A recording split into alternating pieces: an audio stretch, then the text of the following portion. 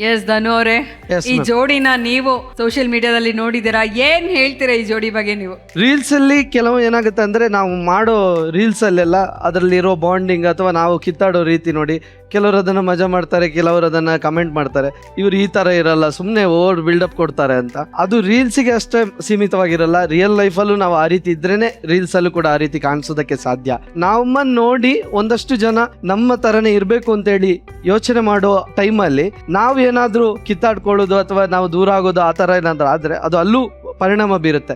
So ನಾವು ಎಷ್ಟು ರೆಸ್ಪಾನ್ಸಿಬಿಲಿಟಿಯಲ್ಲಿ ಇರ್ತೀವೋ ಅಂದ್ರೆ ಸೋಷಿಯಲ್ ರೆಸ್ಪಾನ್ಸಿಬಿಲಿಟಿ ನಮ್ಮ ಮೇಲೂ ಇರುತ್ತೆ. ಆ ರೀತಿಯಾಗಿ ನಾವು ರೀಲ್ಸ್ ಮಾಡ್ತಾ ಹೋದ್ರೆ ತುಂಬಾ ಚೆನ್ನಾಗಿರುತ್ತೆ. ಅದೇ ರೀತಿ ಅವರು ಕೂಡ ಎಷ್ಟೋ ಜನರಿಗೆ ತುಂಬಾ ಇನ್ಸ್ಪೈರ್ ಮಾಡಿದ್ದಾರೆ. ಅದೃಷ್ಟ ನಿಮ್ಗೆ ಹೆಂಡತಿ ಬಂದ ಮೇಲೆ ಅದೃಷ್ಟ ಬಂದಿರೋದು, ನನಗೂ ಹೆಂಡತಿ ಬಂದ ಮೇಲೆ ಅದೃಷ್ಟ.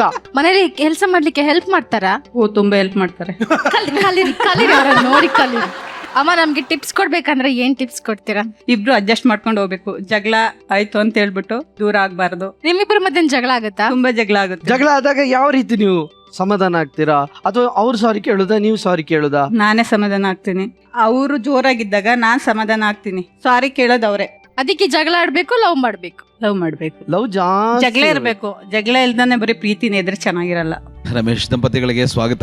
ನಮಸ್ಕಾರ. ಅಂದ್ರೆ ನಮ್ಮಲ್ಲಿ ಈಗ ಏನೋ ಗಂಡ ಹೆಂಡತಿ ಸಂಬಂಧದ ಬಗ್ಗೆ ಕವನ, ಕತೆ, ಕಾದಂಬರಿ ಏನ್ ಬೇಕಾದ್ರೂ ಇರ್ಬೋದು.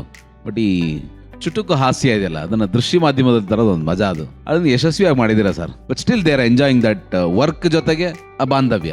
ಐ ಥಿಂಕ್ ನಿಮ್ ಜೀವನದಲ್ಲೂ ಅದೇ ಅಳವಡಿಸ್ಕೊಂಡ್ರೆ ಎಲ್ಲಾನು ಚೆನ್ನಾಗತ್ತೆ ಅಂತ ಅನ್ಸುತ್ತೆ. ಸರ್, ನಿಮ್ಮಿಬ್ರಿಗೂ ಒಳ್ಳೇದಾಗ್ಲಿ ಸರ್. ಎಲ್ರಿಗೂ ಒಂದು ಭಾಗ ನಾವು ಸಂತೋಷವಾಗಿರೋದು, ಅದ್ರ ಮೂಲಕ ಎಲ್ಲರನ್ನೂ ಸಂತೋಷ ಪಡಿಸೋದಿದೆಯಲ್ಲ, ಇದು ಬಹಳ ಒಳ್ಳೆ ಕಾಯಕ. ನನಗೆ ಇದು ಎಲ್ಲರಿಗೂ ಸಾಧ್ಯ ಅನ್ನೋದು ನಿಮ್ಮನ್ನು ನೋಡಿದ್ಮೇಲೆ ಗೊತ್ತಾಯ್ತು. ತುಂಬಾ ಸಂತೋಷ ಆಯ್ತು ನಿಮ್ಮಿಬ್ಬರನ್ನ ಇವತ್ತು ಭೇಟಿಯಾಗಿದ್ದು. ಧನು ಮತ್ತೆ ಪ್ರಜ್ಞಾ ಸದಾ ಕಿತ್ತಾಡ್ತಾ ಇರೋ ಹಾಗಿರುತ್ತೆ, ಆದ್ರೆ ಒಳಗಡೆ ತುಂಬಾ ಪ್ರೀತಿ ಇದೆ.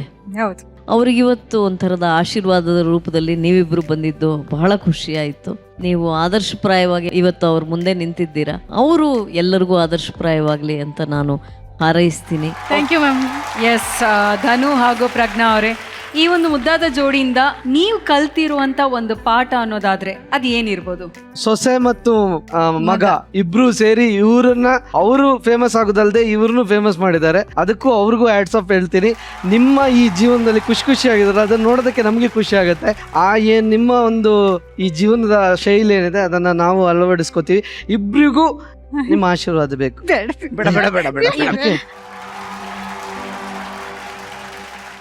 ಬೇಡ ಅನ್ಕೊಂಡ್ ಶ್ವೇತನ್ ಪಕ್ಕ ಹೋಗ್ಬಿಟ್ರಿ ನೀವು. ಶ್ವೇತ ಅವ್ರ ಹತ್ರ ಯಾರು ಹೋಗಂಗಿಲ್ಲ, ಕುರಿ ಅವ್ರಿಗೆ. ನಮ್ ಜೋಡಿ ಮೇಡಮ್ ಅದು. ಅದೇ ಹೆಂಗ್ ನಿಮ್ ಜೋಡಿ ಆಗ್ಬಿಡುತ್ತೆ ಕೇಳಿ.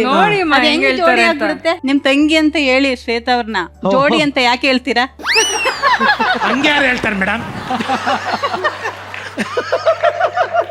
ರಮೇಶ್ ಅವರು ಹಾಗೂ ಭಾರತಿ ಅವರು ಇವತ್ತು ಆಕ್ಚುಲಿ ಇವರಿಬ್ಬರ ವೆಡ್ಡಿಂಗ್ ಆನಿವರ್ಸರಿ, ಮದುವೆ ವಾರ್ಷಿಕೋತ್ಸವ. ಸೊ ನಮ್ಮ ಜೋಡಿ ನಂಬರ್ 1 ಕಾರ್ಯಕ್ರಮದ ಪರವಾಗಿ, ನಮ್ಮ ಬೀಗರ ಪರವಾಗಿ, ಇಡೀ ಕನ್ನಡಿಗರ ಪರವಾಗಿ ಹ್ಯಾಪಿ ಆನಿವರ್ಸರಿ. ಎಸ್, ನಮ್ಮ ಪ್ರೀತಿಯ ಬೀಗರನ್ನ ವೇದಿಕೆ ಮೇಲೆ ಬರ್ಮಾಡ್ಕೊಳ್ತೀನಿ. ದಯವಿಟ್ಟು ವೇದಿಕೆ ಮೇಲೆ ಬನ್ನಿ.